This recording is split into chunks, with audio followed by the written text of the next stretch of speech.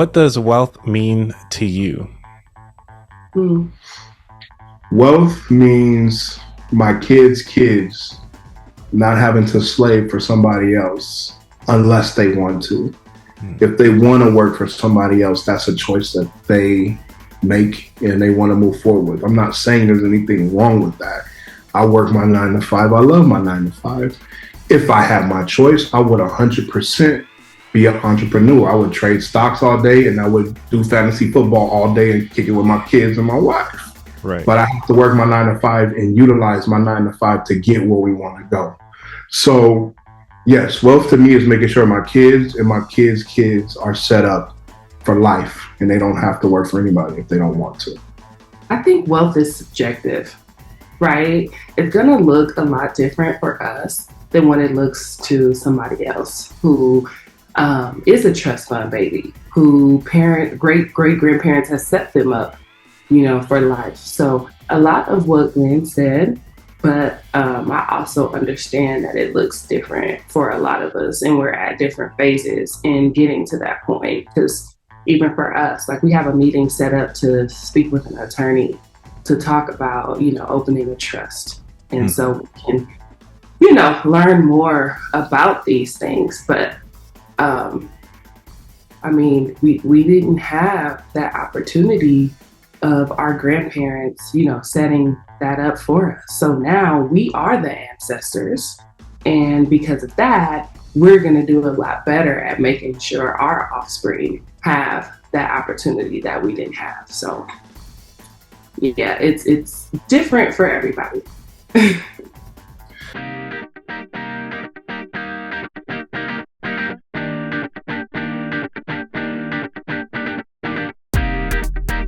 Welcome everybody back to another exciting show of the About That Wallet podcast. I am your host, Anthony Weaver, and we are here to help people build strong financial habits.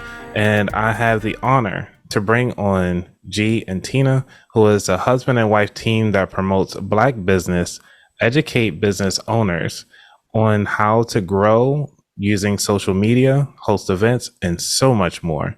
How you guys doing today? Good. Not too bad. We blessed up early.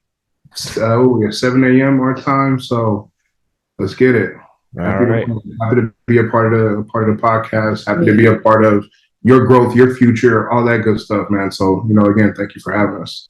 Oh, no problem. Anytime. So I've been following you guys pretty much since, I want to say, not day one, but definitely within. Right. Because what gravitated me toward you guys was your progress. I think first off was the logo, because I love how it was like missing stuff from an artist perspective. I was like, okay, so y'all using the white space, but also filling in and let the mind fill in the rest. And since, me on the side of finance, but thinking about the mindset of it, it was actually pretty cool from an artistic view.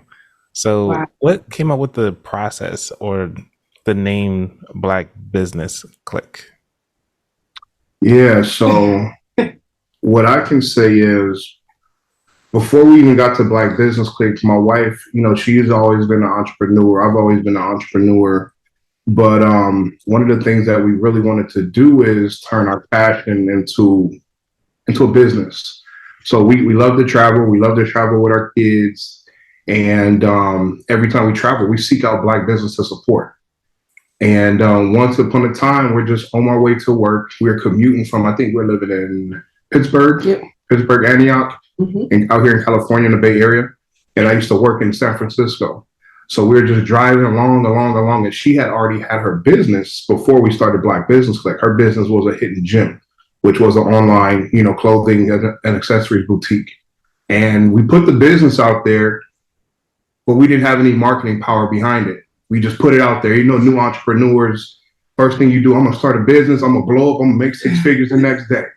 And it's like, no, it don't work like that. Right. So we were a little naive as well. And bless you. We were like, okay, we want to put this out there, but we don't have any marketing power behind us that's pushing the brand, that's pushing what we're doing.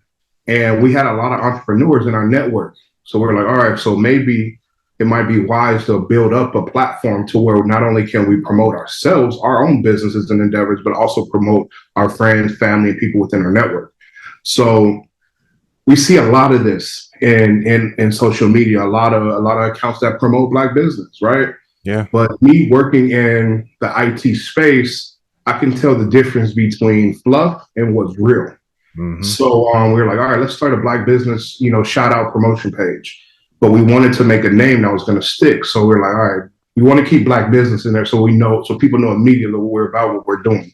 But it was a matter of what was the next word. So it's like, all right, do Black business family, Black business conglomerate, Black business, blah, blah, blah. We're like, damn, okay. BBC. Okay, some people out there, some people might know what BBC means if you hear that. So off the top of the mind, it's going to stick like, wait, BBC? And mind you, I was one of the ones I didn't know. Okay. Because I'm a good, wholesome. Mm-hmm. Okay. This is my marketing genius. My marketing genius creeping in. So I was like, all right, we got to keep it at BBC.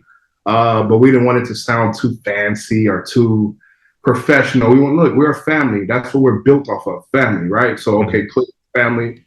It went hand in hand. We had the logo. I wanted to make it like I was inspired by Big Baller brand.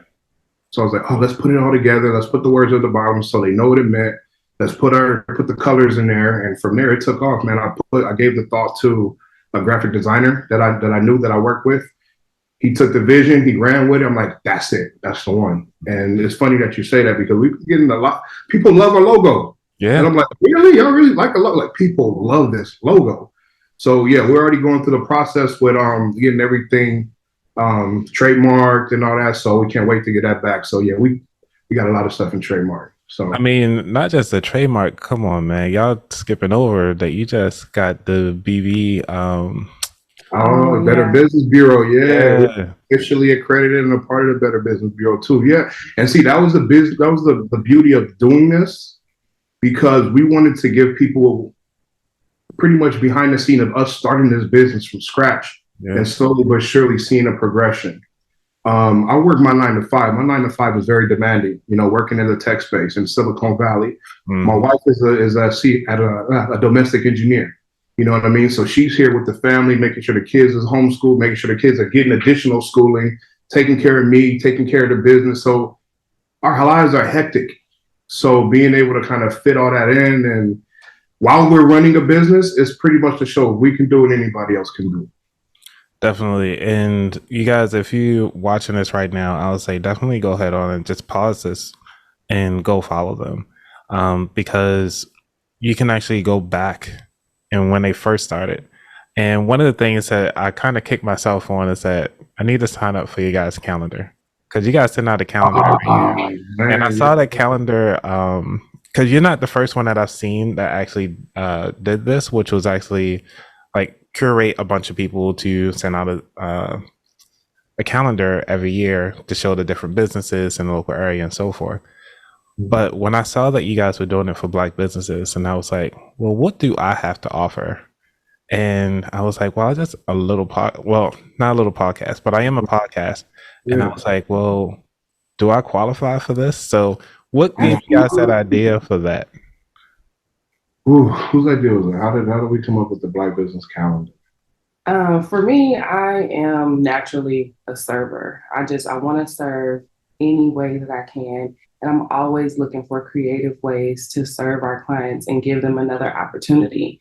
So the Black business calendar was one of them.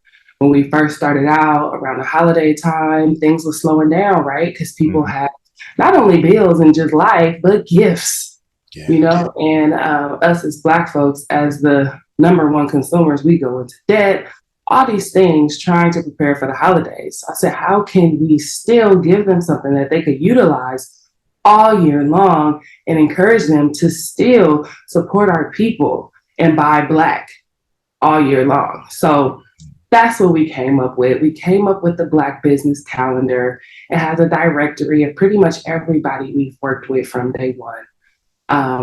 And then as well as people who actually paid for ad space. So it has grown. It has evolved a lot from, a very small idea the very first year to now, this is year 3? We're going into year 3 of production. Yeah. And people are looking forward to it by the time we get them in hand, they're sold. So it's been a hit. I love that concept. We might have to talk offline on how to get started with that, because I was thinking about it from just like the financial side of the house, to kind of put to light of other Black financial people that are out there. Because in the financial space, if you ask somebody, well, who do you listen to for finance? And there aren't that many Black podcasters that are still out there. I'll say that because most people stop at episode 10 and then it's a wrap. Yeah. So, but to keep that energy going, which brings up the next question is, how do you keep going? I'll start with that one. So you've been rocking with us since the beginning. Yep. And the key thing that you said is consistency. We keep going because this is a true passion of ours. That's one. Two, we've seen a lot of companies or businesses that we've done promotion with, that we haven't done promotion with, start with us, but go down. You know, so when we see that, we're like, we can't go down. We got to keep going. Yeah. It's bigger than me and Tina. You know, this thing has grown way beyond us at this point. Yeah. And we just got to keep pushing. And lastly, I would say, because we're a partner. We're a husband and wife team. So there's times when I'm just like, you know what, I'm over it. I'm tired. I don't got time today. And she picks up the slack and runs with it. And vice versa. It's time where she's like, look, I'm tired. I'm busy. I got the kids. I got to do this. We got to do this. We got yada yada. And I'll take over and I'll run with it. So it's kind of hard to stop when you have a machine it's no downtime. And again, we look at the bigger picture, man. Like, again, it's bigger than us. We got clients that we serve. We've served well over 500 clients. We want to keep going. We have a lot of people in the family now, a lot of people that love what we do, what we offer. And I feel like we're making a snap because people are really rocking with us and seeing us, and our name is getting mentioned in rooms that we didn't even think about. We're getting presented with opportunities that we never thought we'd get presented with. So we can't stop now. We owe it to the community to keep going. Nice. Yeah, I can actually see you guys like hosting a conference so soon. Oh, it's coming. We received that. Already here. We already here. Really? Yes. Because I'm a big vision person. So it's like, I'm horrible at doing a day-to-day. Obviously, I'm doing my own podcast, but everything like that. But that consistency, that drive, and the only thing that keeps me going, just to kind of answer the question that I just asked you guys, are the people. They're the ones that kind of just say, you know what, can you talk about this on the show? Can you ask this person on the show? Because they want to learn more and more about different avenues to either make money, how to use their money, and then also where could they actually spend their money wisely. And that's where I really appreciate you guys, especially showing that there are Black businesses doing other things in our community.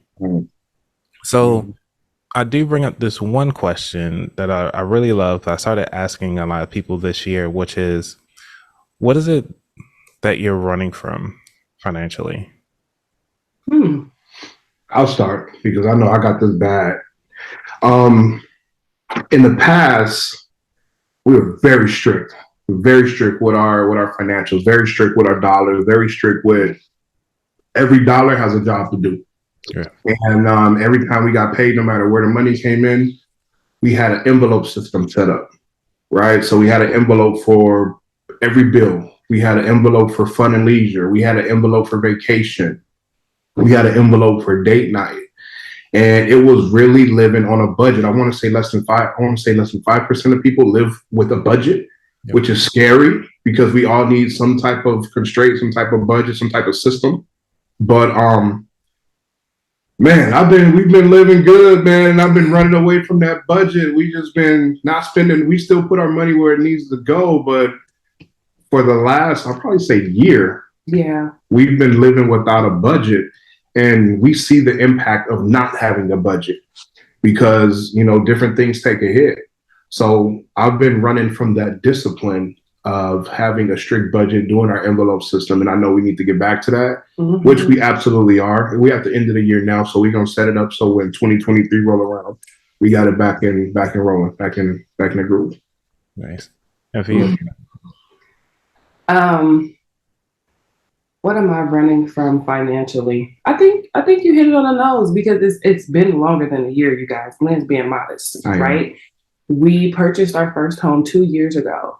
And so during that time, I don't know if you guys heard about this first time home buyer program. It's called NACA, NACA. So we were blessed to be able to go through that program. It's no down payment, no opening, no closing costs, no PMI.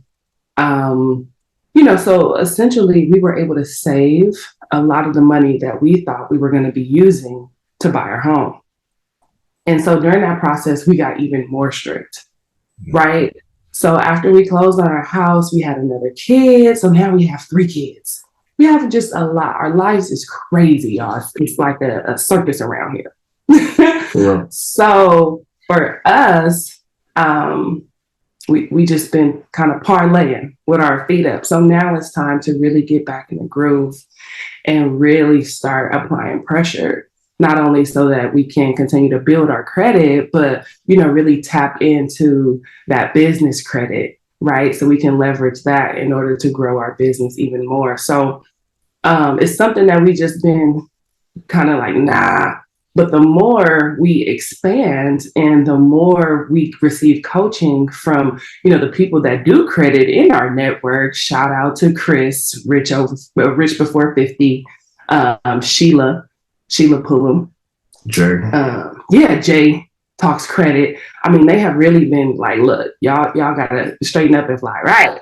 So, that's part of it. I felt like it was necessary because we were on such a tight leash for so long. So it felt good to be able to kind of just like, all right, let's do what we want. Let's go run it up at Morgan's. Okay, let's go to Roof Cast. We like to eat, we foodies. So, we had that mama made it moment. And now we like, all right, we done made it. We done kind of did, had our fun, what we wanted to do. It's time to, get back right. So, yeah. That is awesome. Because, a lot of times people don't sit down and think about why are they doing what they're doing. And because they've been doing it for so long, they lose sight of where they're running from. And they just running, but then you look back like, I've accomplished so much. Why am I still running? It's time to take control over your life again.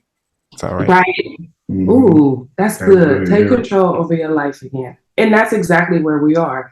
We're at that place where it's like, okay, preparing for next year. We're in the last quarter, obviously. So what does our next year look like? Because everything, all the seeds that we're planting now, we won't reap the harvest probably until, the next season. So it's important to plan what that looks like. All right. So now that you're talking about planning, let's going on over to the second segment, which is understanding of strategies. Now, what are the top 3 strategies that really help boost your business and also help out new people that's starting their business?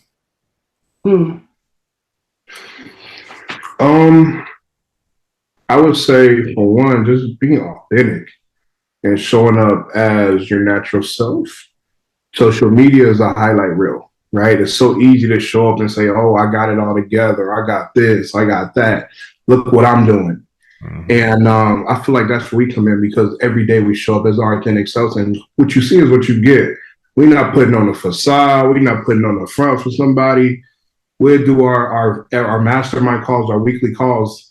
Look, if I got on a tank top and my hair ain't brushed, teeth ain't brushed, babies running around, it is what it is. What you see is what you get. Right. People, one of the things that my wife always stresses, that people don't buy from you because of your product. They support you for the person that you are. And we show up like that. Like, look, dude, we ain't trying to be somebody that we're not. We want to provide service, provide value as our authentic self. So I would say that's one thing. And 2, I would say, like you said earlier, consistency. Show up.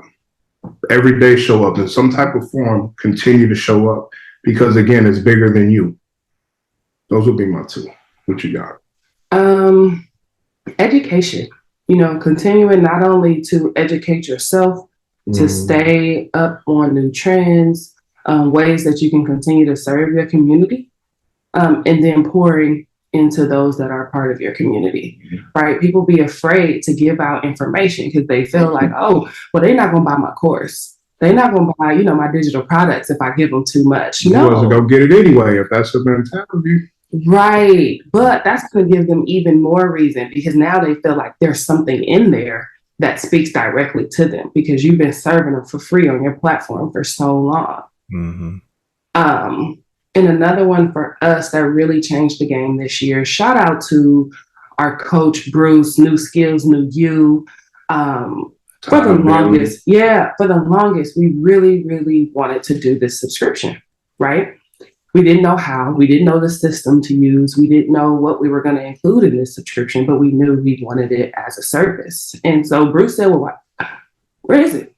Why you don't have it? And I'm like, good question. So he gave us all these options here. Go build it out, have it ready by Friday. Okay. So we did, and it's been a huge hit. We've been able to serve our clients in ways we couldn't even imagine. Offering an accountability call, offering a private group chat. So then that way we can continue to network and support each other, with whatever we have going on. A lot of people talk about the events that they have, celebrating a lot of their wins, accomplishments for the week.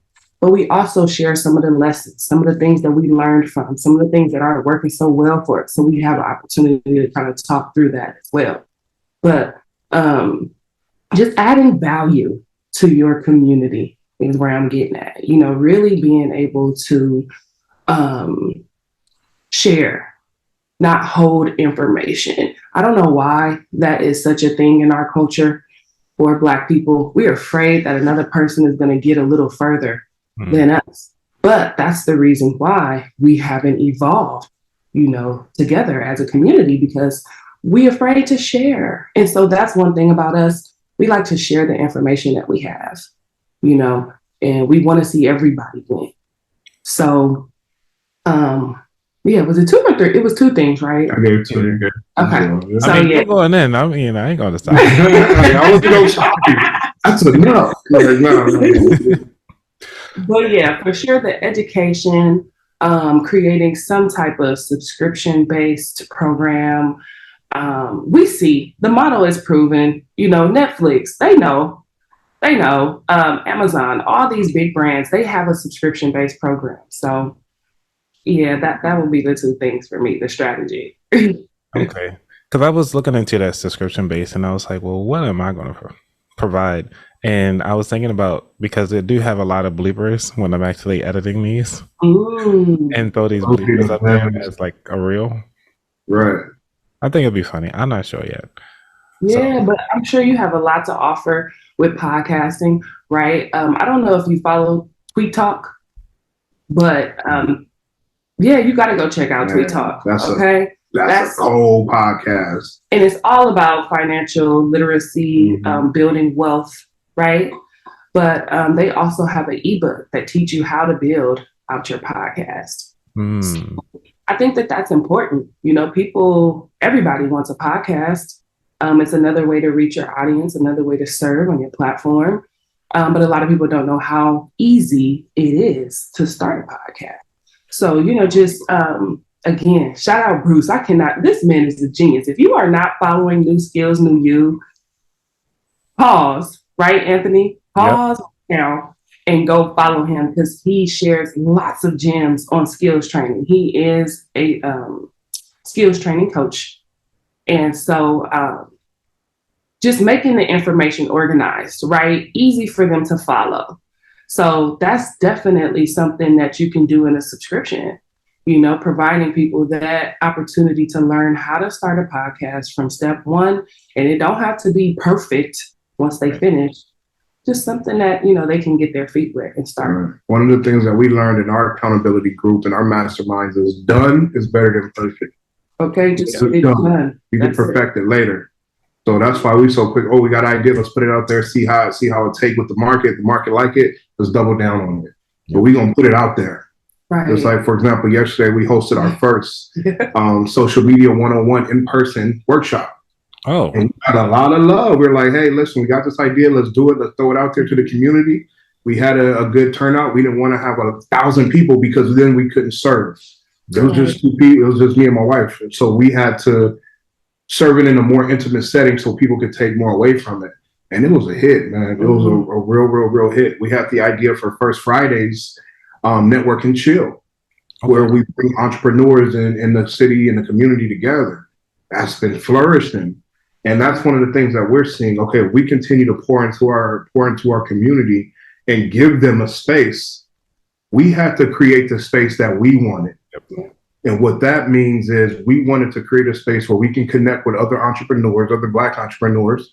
You don't got to be Black to come kick it, right? But again, that's our target market. That's who we serve. But we wanted to create a space where we can network, get around great people, get around like-minded people, share ideas, learn about who else is out there. What are you guys doing? Because we might want to partner. Somebody might need your service or your products. But then on top of that shit, we got kids. So it's hard to do this. So we created a space to where we can not only network and connect with great, like-minded, beautiful Black people, but also that's kid-friendly. So in the space that we utilize, shout out to the co-op, we have a kids corner as well. So bring your kids. It's all good. They're going to learn something too. Nice. So while the parents are learning, evolving, and networking, the kids are doing the same thing. So that's been a hit too. We've had about 60 people at the last one. We expect this next one to be bigger, and we're just going to keep going. Hey, let's get it. Because, man, you gave me so many ideas that I've thought about, but I have yet to pull the trigger on. And because going to FinCon, it's which is a financial conference. I'm not sure if you guys are familiar with it. But at FinCon, you have a lot of like-minded people in the financial space that are actually building content around finance. Or if you're in Britain, you say finance, but whatever. So it's but it's really cool that all the people that I've met actually were just telling me different things, and they all was like, hey, we all live in the same area, because they do have that sections where everybody who lives in the area can meet up. And they was like, hey, let's go ahead on and try to do something outside of FinCon before the next one, and so forth. So I guess they put me in charge of it. So now I just let's go. Let's get it. That's big. It's about thanks. It's about like 20, I'll say about 20 entrepreneurs, and then also one lady who was an employee of the FDIC. So I plan on actually having her in there because she actually provides a lot of content that the government actually provides for free, which we didn't know about. So it should be entertaining on the first round, and then try to grow it out to multiple businesses in the area. So that's going to be the next thing. I just got to figure out a good venue, and the pricing point is expensive. So I've been talking to other people. And one guy said when they started, they just went to a restaurant, just said, hey, everybody just meet up here. And that's what you just do. run with it. Oh, that's what you do too? Everything needs a starting point. She's a part of different networking groups. That's what they do. We're going to meet at a diner. Right. It's good for that diner because the diner like, yo, we got 30 people in here. Let's get it. That's money for us. So it's a win-win. So what you're doing is adding value. Somebody's going to want to, if I got a restaurant or I got an event space and that's something that you want to host, hell yeah, because that's going to bring more exposure to what I'm doing. Right. So yeah, I will reach out to as many people as you can. Say, hey, this is our idea. This is what I got going. The budget is minimal, but this is the value, because if you have something, again, just following the restaurant theme. If you got a restaurant, look, that's 30 plates that we about to run it up on. So you want this on a consistent basis, or you don't? Yeah. And all right, well, I'll do that. Go ahead. Sorry. No, go ahead. I'm sorry. I was just going to share that our very first event that we did in LA. It was a meetup there, and we utilized Peerspace, right? So Peerspace is just like Airbnb, but it's for more so like event space. And so we were able to find a really dope spot there. I think it was like $35 an hour.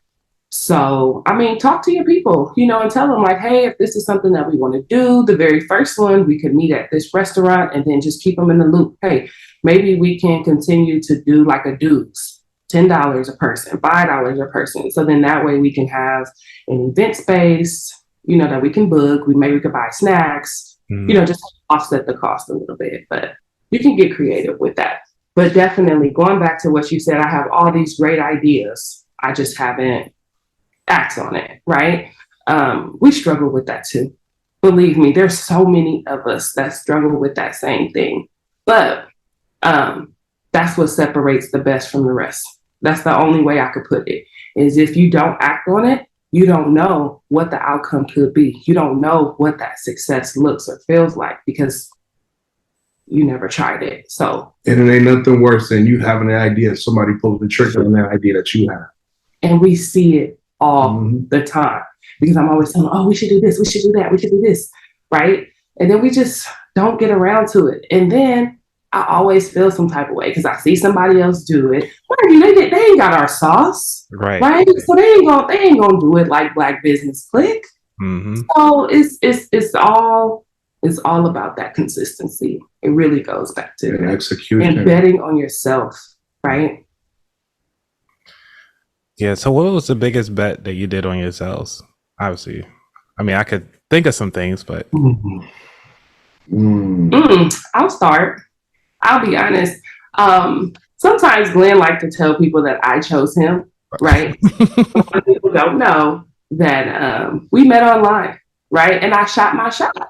Like, look, what's up? And so we talked for about a year. About a year. We kind of fell off and, we would rekindle again. And yeah, we finally got it right. So I think that's probably the biggest bet on myself. I got an amazing husband out the deal. She ain't lying though. Yeah. She's a I'm gonna speak for our business. And before I say this, I'll say RIP drinks by Explosive. So you've been rocking with us for a while. When we first started and we started doing the shout out pages, you just take whoever business you gotta love, hey, repost. One of the things that she stressed to us, she was like, I love y'all vibe, I love y'all energy. Get in front of that camera. Because I was never in it social media. My wife ain't in the social media like that. So we just posted and like every other account, just stay behind the camera. We didn't want to get in front of the camera. But the people that know us and interacted with us and supported us, they got to see who we are. And shout out to Raphael. He said the same thing, and this wasn't that long ago. This was about a year or so ago. They're like, get in front of the camera. You can post as many businesses that y'all want to do. People want to see y'all.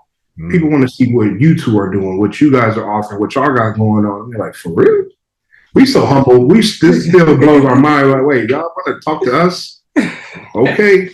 So they're like, look, just get in front of the camera, show people your personality, who you are, what you're doing, because it's real. It's authentic. And that's not what you get a lot on social media. You get a lot of fluff. So us betting on ourselves and saying, all right, look, let's get in front of the camera and let's put ourselves out there. And again, it's been all love ever since. I can't imagine. We get a couple people that hate subliminally and do a couple things here and there, but 95% of it is all love. And that comes with it, right? I feel like it's all about perspective. It's all about the mindset. The naysayers, they're going to be there. The haters going to be there. You just don't pay them no attention. You kill them with kindness, keep it poised, keep it classy, and keep it moving. Right? Yeah. She got that better than me. I'll be ready for the show. We got violations because I'll be clapping back at people. So we got shadow banned probably a couple of times. I got to be better at that, and I got to stop clapping back. But this stuff it's hard being vulnerable. Yeah, and I see, especially like in the Black community, we hear a lot of times, be your authentic self a lot. It's okay to be yourself. But a lot of people don't have that, as you could say, the energy or the poise or confidence in themselves to actually stand behind being their authentic selves. So what was that hurdle like for you guys? Especially, like you said, with getting the comments and everything like that once you started showing your face? I just feel like it wasn't as big as a hurdle once we heard, again, we listen to the market. We keep our ear to the street. We listen to our people. If they say, listen, I think you guys will have more success if you just be vulnerable, be yourselves, and get in front of the camera, I'm going to do it.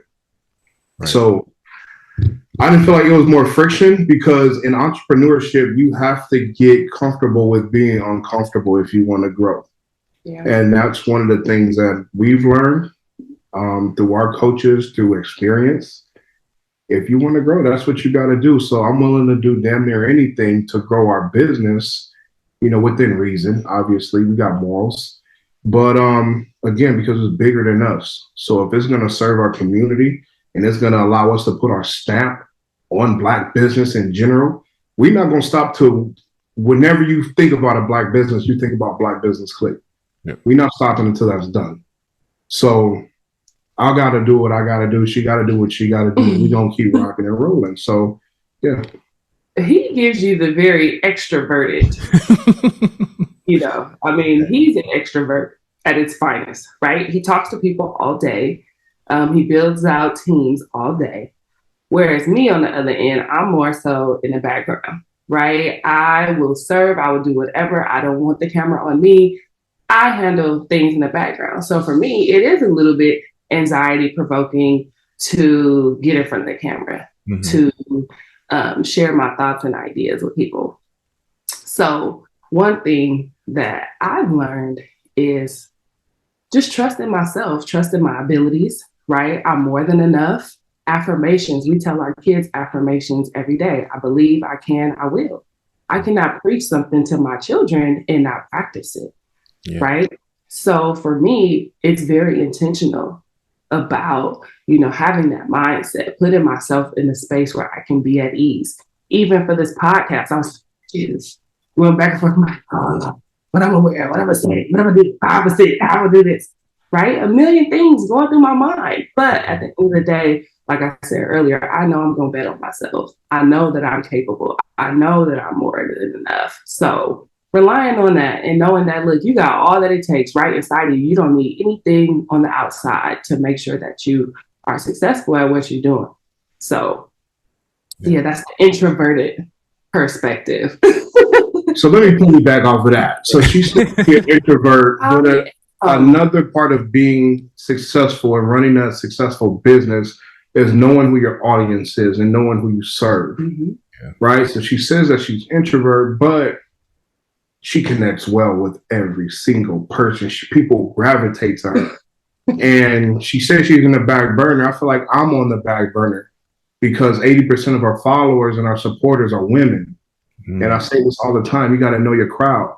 They're not here for me, they here for you. So her understanding that and realizing, okay, hey, I got to take a step forward so people know what it is, so people know, look, this is a woman-owned business. Not only is it a Black-owned business, this is a woman-owned business as well. And we just recently served on a panel at a conference by Sheila Pullum, one of the family members. And it was about relationships. And one of the questions that came up is, how do you deal with your your partner shining? And they might shine more than you shine. Yeah. You're not confident in yourself and what you bring to the table and all that, it ain't gonna work. I want my wife to shine. I tell her all the time, you're a superstar, you just don't know it. We all know it, but you gotta know it. And I think that her confidence is coming along, is building, and she's starting to see, like, hold on, like, I can do this. This is getting received. So me, I'm like, hell yeah, I don't mind. I'll take my step back. You take on the shine because, again, you are a superstar and people are really seeing that. And you're stepping out of your comfort zone. You're stepping out of your shell and you're doing so many great things and people love and gravitate to it. So I'm going to keep pushing because I can see it. I tell her my visions all the time. I see you on stage, a big old dress, accepting the award, doing all types of stuff. We just gonna keep pushing till she get there. I see you both up there, really. Thank you. Hey, tell them. I wanted to stand up first. That's what I'm doing. The crowd, go on, babe, get that award. Yeah. But thank you. I appreciate that. I'll take it. Because one of the things is that I appreciate about both of your dynamics is like you constantly giving the shout outs, giving all the love and everything like that, and she's just shining and just taking it all in. And it's actually a cool dynamic that I love between you two. And that's one of the things that that gravitated me towards you guys was that seeing the dynamic and actually seeing you guys push this through. And I really want to continue to support you guys all the way through and through. Whether or not if I'm sharing a video, posting, adding some content in the contents. Comments. Comments. Thank you. Yeah. I will edit that part out. Right. No, leave it in there. Leave it in there. Yeah. But yeah, having all that information in there, it's really cool to see the growth, the progression, and then also the drive. And that's one of the things I want to commend you both on is just really being authentic and pretty much giving your all to this community. And which leads me to the third segment, which is the futures. Where do you guys see yourself in the next 2 years? That was a question I looked at. I'm like, ooh. You know what? I feel like every year we progress and we take on and we do something different. Mm-hmm. And again, that goes back to knowing your audience, going into your insights, figuring out, oh, what's working, what's gravitating to the people, what do they want, what do they see, what does well. Mm-hmm. I see a lot more events. I see us really being a staple in this community, not only in where we are in California, but worldwide. Like, I think once people see how genuine and authentic we are, we bring our true selves to our platform, and that our platform, we're not a platform without you guys, right? So people see that the love is real. We created our platform to give back. But I just see a lot more events in our future. I see a lot more exposure to larger events, like you said, FinCon, InvestFest. Yep. That's something that we were set up to be a vendor there, but we couldn't go through it. We had no babysitter. But just really getting out there, really doing more events, doing conferences, and I would just say that more events, more conferences. Okay. And really getting a brick and mortar. Like, we really want a hub for Black entrepreneurs to come and work. And if they need a virtual address or a registered agent, they need to make some copies. They just need the Wi-Fi. They need to set up for a meeting. All those kind of things. We really want to have a hub for not only us, but a place where we could bring our kids and other people could bring their kids, because the kids are the part of our lives, right? And so other people like us are always looking for a space that is kid friendly. So that's super high on our list of things to accomplish within the next 2 years, having a brick and mortar for Black business owners that is kid friendly. I look forward to that. That is really big, because as you both know, inside this space, it's that registered agent piece is a big one. And making sure you get some real mail. Right. Yeah. Because like I said, y'all hitting on all the boring businesses that I actually want to start interviewing people for.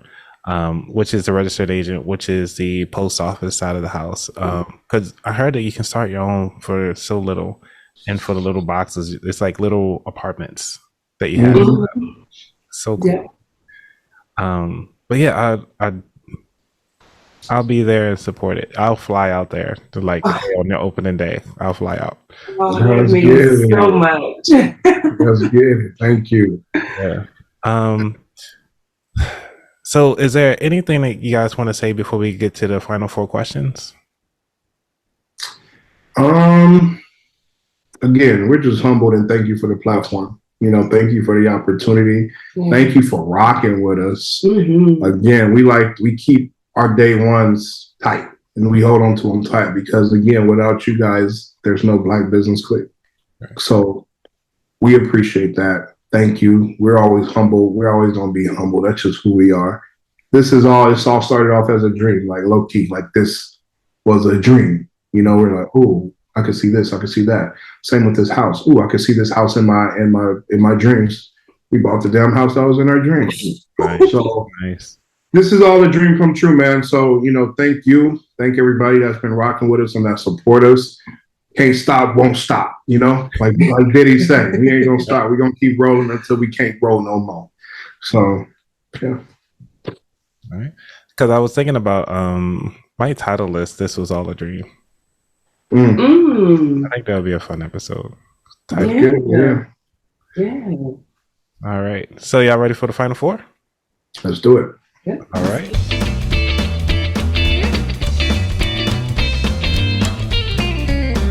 What does wealth mean to you?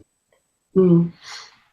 Wealth means my kids not having to slave for somebody else unless they want to. If they want to work for somebody else, that's a choice that they make and they want to move forward with. I'm not saying there's anything wrong with that. I work my 9 to 5. I love my 9 to 5. If I had my choice, I would 100% be an entrepreneur. I would trade stocks all day and I would do fantasy football all day and kick it with my kids and my wife. Right. But I have to work my 9 to 5 and utilize my 9 to 5 to get where we want to go. So yes, wealth to me is making sure my kids and my kids' are set up for life and they don't have to work for anybody if they don't want to. Nice. For you, team?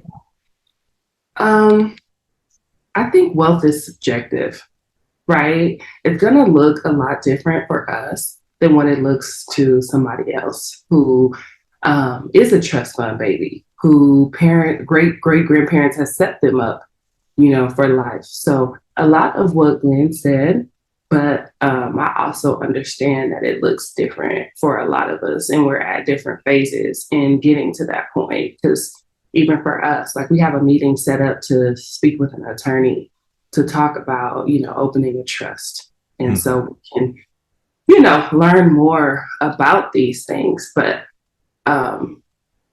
we didn't have that opportunity of our grandparents, setting that up for us. So now we are the ancestors. And because of that, we're going to do a lot better at making sure our offspring have that opportunity that we didn't have. So yeah, it's different for everybody. Number 2, what was your worst money mistake?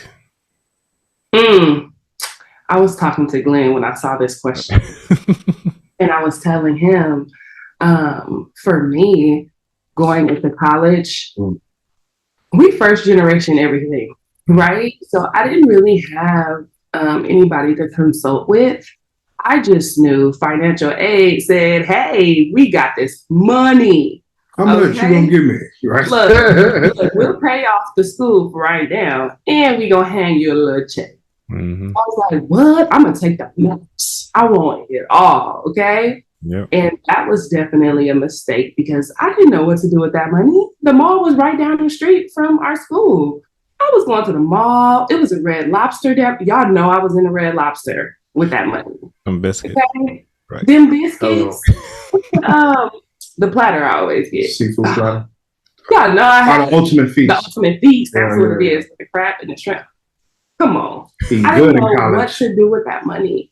I bought me a car, like just wilding. I mean, that was definitely a huge mistake. That's how I got my first rims. Was to that. Went and bought me the deck. Y'all remember the old school decks that you could take the face off? Yep. So I went and got me that. I got me some speakers put in my car. Like, you couldn't tell me nothing. I was doing it. And I mean, it was unnecessary stuff. Like, oh, let me just go to the bank and take out $200 just because at that time, that was like money. Like, ooh, I could just because I can.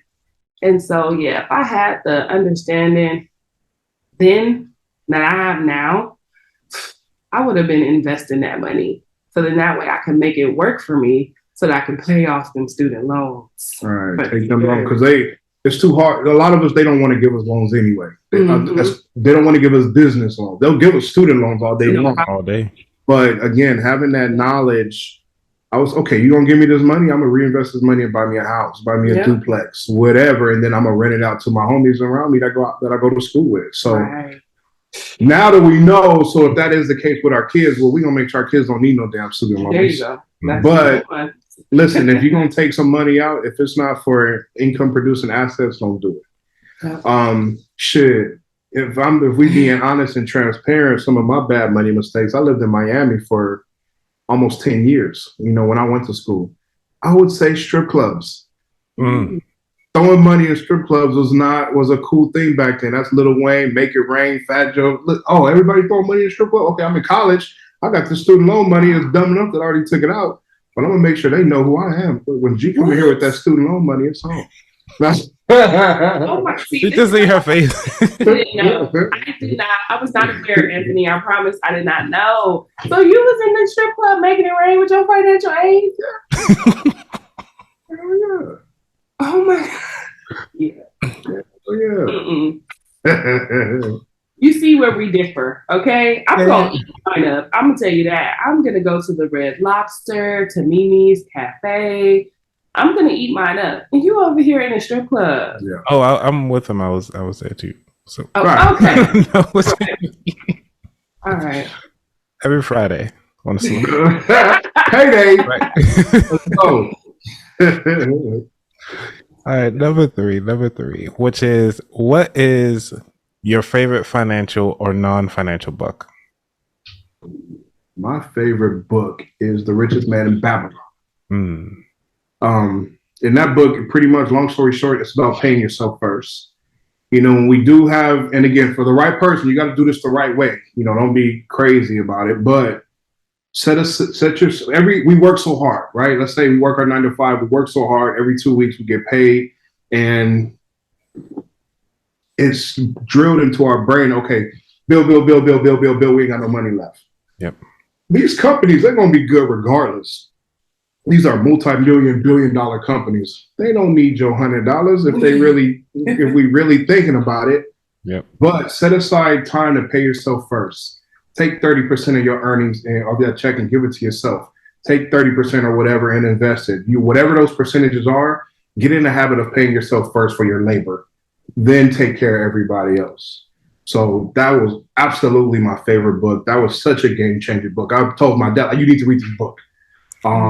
And it's something that, again, when we were at our prime, we were practicing. Yeah. Every time that bag hit, look, we're going to take we're taking 50. And we're going to invest another 10. Then y'all can have what y'all need. But we taking care of the home team first. So, yeah, The Richest Man in Babylon. All right. For you, Tina, you have one? Yeah, I think my favorite book was You Are Badass. I think her name is Jen Sincero. But she has another book, You Are a Badass at Making Money. And it's all about mindset. For me, I grew up as an entrepreneur, like watching my dad get out there and do his thing. But it wasn't until I really read that book that I could embrace it fully and understand as a homemaker, balancing both, how I could really continue to serve my family. And I could really utilize my skills to be successful. So it's all about mindset, honestly. When you talk about, I have all these great ideas, I didn't act on it, or, here's something that I really want to do, but I'm struggling with coming up with the way to go about it. She just talks a lot about trusting yourself, trusting the skills that you have to be successful. So that really kind of lit a light under me. Stop overthinking. Stop playing it small. I like that. I'll definitely have to add that book to my repertoire because I do have The Richest Man in Babylon. So I actually gave that book to my barber just as a thank you, as a tip on top of, paying the fee. But I try to get books on everything like that. And it's an easy read too. It's not a big book. It's 250 maybe pages. So those are the books I like. Let me get through that thing quick. If it's long, I'm just gonna be. I'm never gonna finish this book. So give me the short reads. Got you. So the last question here is: what is your favorite dish to make? Ooh. I'm gonna give y'all. I'm gonna give them my favorite dish that she makes. And I was gonna say I'm gonna give y'all my favorite dish she makes. Okay. Ooh, seafood boil. Her seafood boil off the chain. You might see, I notice people on Facebook, they do their seafood boil, they pour it all on the newspaper. It's all dry.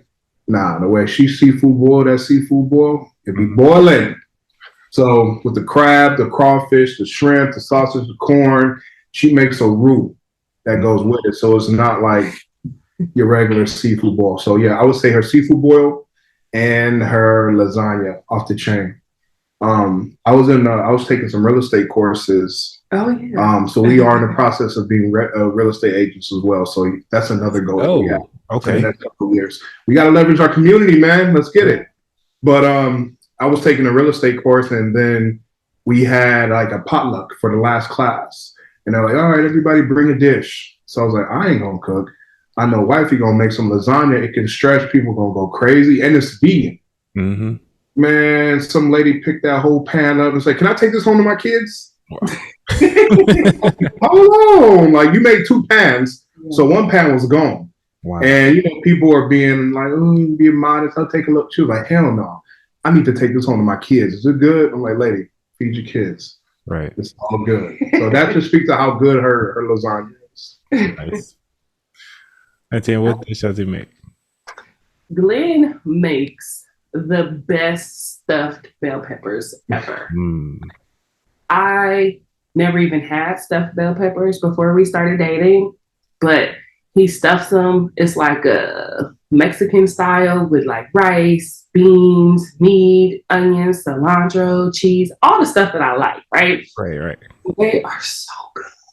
You haven't made those in a while. Yeah, I think you need to run that back. Okay. Yeah, that's my absolute favorite. But when he comes to that barbecue pit, that's my weakness. You throw down. Yeah, he is down on that grill. He made me a tomahawk steak because we had went to Ruth Chris.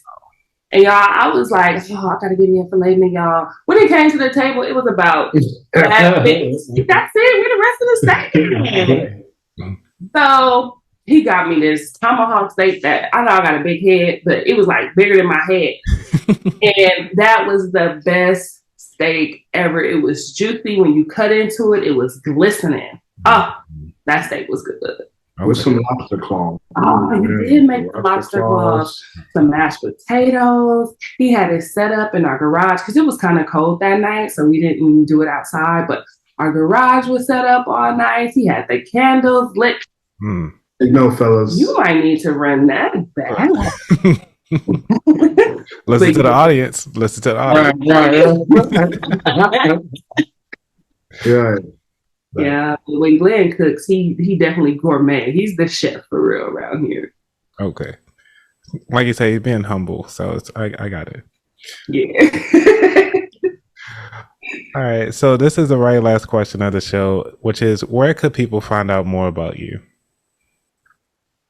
I would say Black Business Clique everything. Facebook Black Business Clique, IG Black Business Clique, YouTube Black Business Clique. BlackBusinessClique.com. Shout out to BlackBusinessClique.com. I forgot we just recently launched our website. Yep. If you're looking for promo, listen, our promo with us is less than $1 a day. So everybody can afford that. Pour into Black business, invest in the Black business, invest in the real people that's passionate about serving and giving back to Black business. And check out our directory. So we do have a Black business directory on our website. That's a subscription model as well. It's only $10 a month. That's a Starbucks coffee every month. Y'all could do that. Nice. That's it. Huh? That's it. Oh, that's it. Nice. Well, G and Tina, I want to thank you so much for coming on the show to share your knowledge, share your passion, share your drive, and also pour into the community as well as my community, for the people who follow the About That Wallet.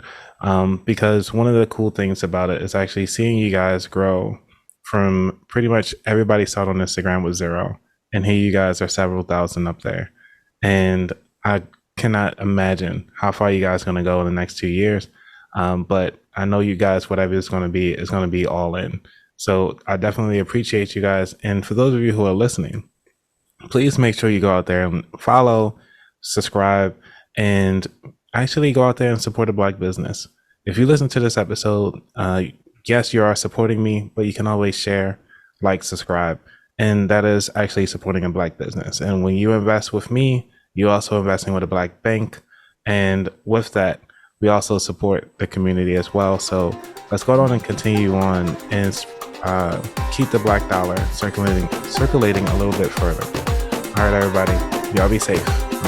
Hey, shout out to About That Wallet. Appreciate you, man. No problem.